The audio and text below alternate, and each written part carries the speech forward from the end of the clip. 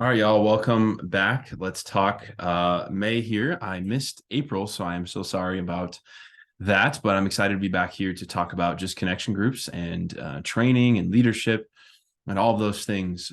So today it's May, and we are going to be discussing really how to finish well. You might be getting to the end of a study that you've been working through. You might feel like it's time to take some time off for the summer, and summertime is good for all of us. It's warmer weather and it's time to rest and refresh.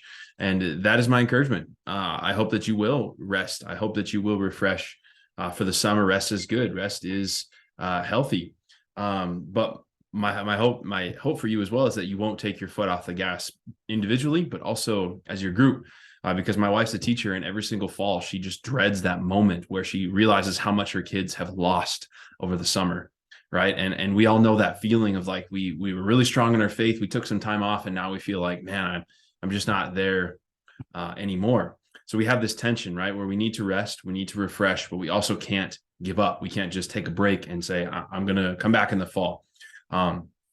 So as you finish your group for the year, hopefully for the semester, for the school year, I have a few things for you to keep in mind, a few things for you to think through, to talk through your group with, and a few suggestions for you to continue to meet in the summer, continue to grow in throughout the summer. And also, I've also been having some great conversations with leaders and staff from the church about discipleship and about how we can really go on this journey together of making disciples and being better and more effective at making disciples, which are deeply rooted followers of Christ who share their faith with others, right? That's our hope, is that we can continue to root our people deeper and deeper in their faith so that they can be more effective at making disciples. So here's a couple of things for you to think about. Number one, finish well. This is really, really important.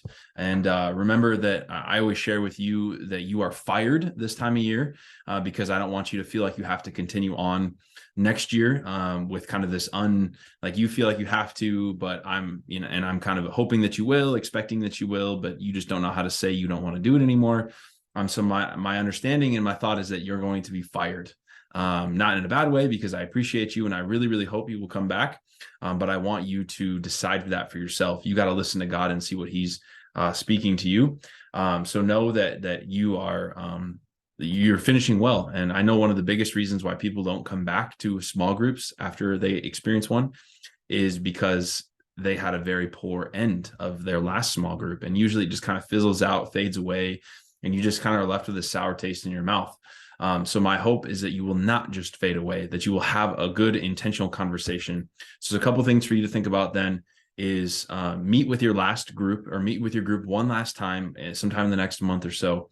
And say that you're coming up to summer, right? Again, you might be at the end of a study, or maybe you just finished, but recognize the fact that you are getting to this point where you're probably going to take a bit of a break, and then just ask people what they'd like to do for the summer. Odds are a lot of people are going to want to continue to still do something, right? So talk about that, talk about ideas that they might have. Ask who would like to get back together in the fall as well. I think that's important because sometimes people need that easy out if they feel like it's not going well or whatever else.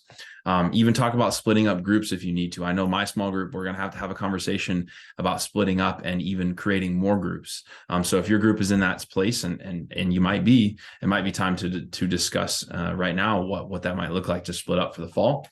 Discuss Rooted. If you've not done Rooted yet, this would be a great opportunity for you to discuss Rooted, because we're really, really wanting you to get on board with Rooted if you have not gone through yet. I know and recognize it's hard to do 10 weeks in a row, but it's likely that we're going to be shifting more in that direction with all of our groups in general. So if you have gone through Rooted already, there are 2 follow-up studies now that are really good, and I would encourage you to go through those as well. But just have a conversation about what that might look like for you. Figure out how to stay in touch and support one another throughout the summer, and then pray for each other. That this can be all at your last meeting. Just have a final kind of tying the bow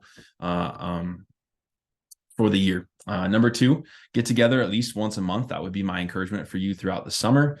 I think it's important to stay in touch, get together for just community, a grill out, going to a lake together, a bonfire, that kind of thing, at least once a month. That will give you an opportunity to catch up and maintain conversation.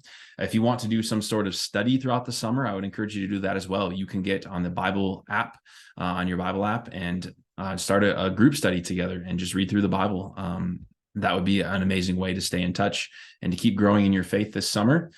Do a short Bible book study together, or something else. Let me know if you need any suggestions on this. I sure can give you some ideas if you'd like, but I would encourage you to continue to do something throughout the summer as your group to maintain your growth. And for sure, not if your group's not going to do so, make sure you do it individually.